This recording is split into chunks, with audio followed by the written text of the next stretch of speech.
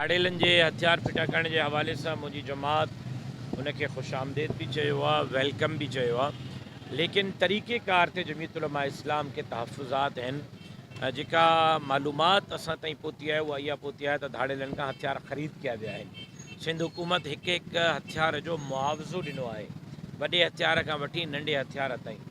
Red carpet ते उन्हनि खे वेलकम कयो वियो आहे ऐं उन्हनि जे लाइ आला क़िस्म जा ताम पचाए करे उन्हनि खे ईअं ट्रीट कयो वियो आहे त ॼण उहे क़ातिल न हुजनि, ॼण उहे मासूम ॿारनि जा अग़वाकार न हुजनि, ॼण उहे ग़रीबनि माण्हुनि जी खल लाहिण वारा न हुजनि, बल्कि के जेको आहे उहे एवॉर्ड याफ़्ता माण्हू हुजनि।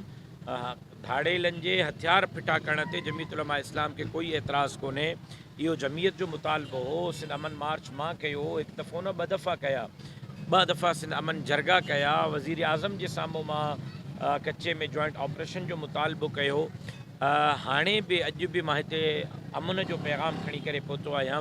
लेकिन जे तरीक़ो सिंध हुकूमत अपनायो आहे, इन तरीक़े सां क्रिमिनल मज़बूत थींदो, हुकूमत ऐं हुकूमती रिट ऐं पुलिस कमज़ोर थींदी ऐं बहरहाल मां उमेदु करियां थो त अदालतूं मज़लूमनि सां इंसाफ़ कंदियूं ऐं ॾोहारियुनि खे सज़ा ॾींदियूं। सर, सिंध में आबादगार सिर्फ़ु आबादगार न, सिंध में रहंदड़ हर माण्हू सरापा एहतिजाज आहे। नौजवान मेरिट ते रोज़गार जे लाइ परेशान आहे। आम माण्हू उनजी ज़िंदगी दाव ते आहे, स्ट्रीट क्राइम उरूज ते आहे, भत्ताखोरी उरूज ते आहे, इस्पतालुनि में इलाज कोन्हे, स्कूलनि में तालीम कोन्हे, रोडनि रस्तनि जो हाल तबाह लॻो पियो आहे ऐं आबादगार जी त चेल भॻी वई। पहिरियां कणिक जा रेट मुक़ररु न कया विया, अधु रेट ते आबादगार खां कणिक खई वई। जॾहिं उहा मिलनि ताईं पुॻी त अॼु कणिक आसमान सां ॻाल्हियूं थी करे, ग़रीब माण्हू ॿिनि वक़्तनि जे कणिक वठण जे लाइ परेशान आहे।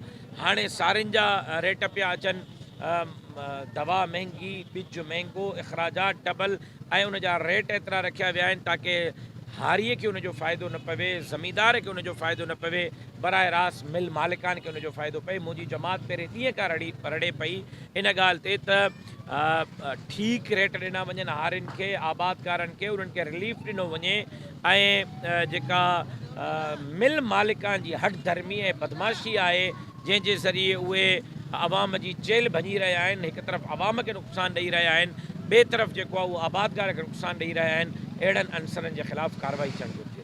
सर, अफ़गानियुनि जे हवाले सां तव्हां जेको ताज़ो ई बयानु ॾिनो आहे त उन्हनि खे मुआवज़ो ॾिनो वञे, सोशल मीडिया ते तव्हांजे हिन बयान ते तनक़ीद कई वञे। मुंहिंजो ख़्यालु आहे त जिन माण्हुनि खे को कमु कोन्हे, घर वेठा आहिनि, धरतीअ जे लाइ महिनत करण जे लाइ तयारु कोन्हनि, जदोजहद करण जे लाइ तयारु कोन्हनि, धरतीअ जे दुश्मननि सां अखियूं मिलाइण जे लाइ तयारु कोन्हनि, मां सिर्फ़ु अॾीअ ते रखी बीठो आहियां। हर हिक खे पियो थो ललकारियां, कचे जे धाड़ेलनि खे बि, पके जे धाड़ेलनि खे बि। पोइ उहे नुस्ख़ ऐं मुंहिंजे गुफ़्तगू मां